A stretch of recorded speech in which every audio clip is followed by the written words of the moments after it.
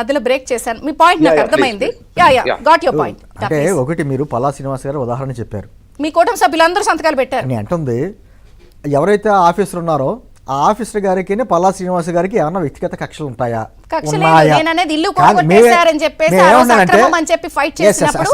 ఆ రోజు కనీసం ఆయన చెప్పండి. నేను అంటుంది ఆ అధికారిని ఆ విధంగా చేసేలా ప్రేరేపించిన పైన శక్తులు ఎవరో మేము చూస్తున్నాం. నో శ్రీనివాస్ గారు దీన్ని నేను ఒప్పుకోను. అధికారులు ఇన్ఫ్లుయెన్స్ చేసిన రూల్ ఆఫ్ లా అనేది ఇప్పుడు మన ఖచ్చితంగా నేను చెప్తాను సమాధానం, అది కూడా చెప్తాను సార్. నేను నాకు అర్థమైందండి. నేను అంటుంది ఇప్పుడు నేను ఇంకో ఉదాహరణ చెప్తున్నానండి. వెస్ట్ గోదావరి జిల్లాలో ఒక కూటమి ప్రభుత్వం వచ్చిన తర్వాత ఒక ఎమ్మెల్యే గారు ఆ సిఐ గారు నాకు కావాలి అన్నాడు. అయితే గతంలో ఆ సిఐ గారు వేరే నియోజకవర్గం సంబంధించినటువంటి ఎమ్మెల్యే గారిని అరెస్ట్ చేశారట. అందుకని అతనేం చెప్పాడు, అబ్బాయి ఇతను రెడ్ బుక్లో పెట్టాలి, నన్ను ఇబ్బంది పెట్టాడు గతంలో అని చెప్పేసి అని వద్దంటున్నాడట. ఆ సిఐ గారు ఏమంటాడు, మాకు ఎస్పీ గారి దగ్గర నుంచి ఆర్డర్స్ వచ్చినాయి అంటే మమ్మల్ని టీమ్గా పంపించారు, అతను అరెస్ట్ చేయమని అన్నారు, అప్పుడు అరెస్ట్ చేయాలా వద్దా అనేటువంటి మాటలు మాట్లాడారు. అంటే ఇప్పుడు సమస్య ఎక్కడ ఉన్నది, మూలాలు ఇప్పుడు నిన్నే ఉన్నదంటే నేనే ఉదాహరణ చెప్తాను. ఎవరు అక్కడ విజయసాగర్ గారు కరోనా టైంలో ఎవడో పనికిమాలాడు పెట్టిన కేసుకి నన్ను హైదరాబాద్ వచ్చి అరెస్ట్ చేసి తీసుకెళ్ళడానికి ప్రయత్నం చేశారు. అక్కడ తప్పు నన్ను అరెస్ట్ చేయడానికి వచ్చినటువంటి పోలీసులది కాదు, ఖచ్చితంగా ఆయన అరెస్ట్ చేసి తీసుకొచ్చే లోపల పడేయండి అని చెప్పినటువంటి పైన అధికారులు కావచ్చు, వెనకాల ఉన్న ప్రెషర్ కావచ్చు.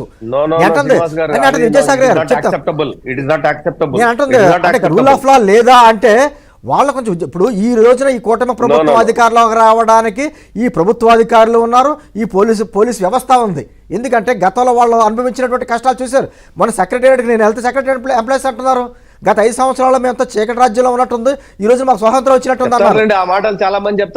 ఈ ప్రభుత్వం వచ్చిన ఈ ప్రభుత్వాన్ని అధికారులు రావడానికి వాళ్ళు కూడా సాయం చేశారు. శ్రీనివాసరావు గారు no it is not acceptable.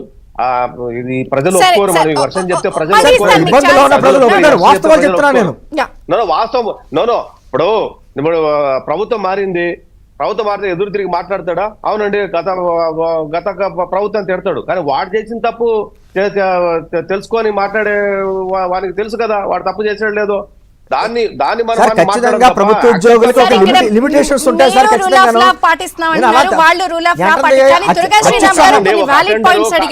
అత్యుత్సాహం ప్రదర్శించినటువంటి పోలీసుల్ని ఉపేక్షించకూడదు. నేను అదే అంటున్నా. శ్రీనివాస్ గారు ఇప్పుడు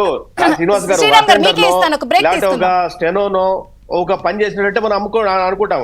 ఆఫీసర్ లెవెల్లో ఇంప్లిమెంటేషన్ చేసే వాళ్ళు మాకు పైనుంచి వచ్చిందంటే నీ చేతిలో ఉన్న దాన్ని నువ్వు ఎట్లా ఇంప్లిమెంట్ చేస్తావు పైన ఉన్న దాన్ని?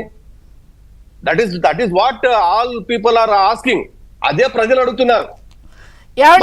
విద్యాసాగర్ గారు ఇంత చెప్తున్నారు, ఇందాక మీరు కూడా ఫియర్ పుట్టిచ్చేసాం, దేవరా సినిమాలో ఇదేమన్నా ఫియర్ దడ పుట్టిచ్చేసాం అని చెప్పడానికి. మీ నాయకుడి కనీసం ముఖం చూడటానికి ఎలా చేయలేదు.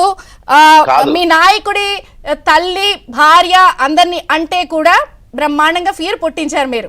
Thank you. కాదండి చంద్రిక గారు, ఒక నిమిషం నేను మీకు ఇస్తా, ఒక బ్రేక్ తీసుకుందాం.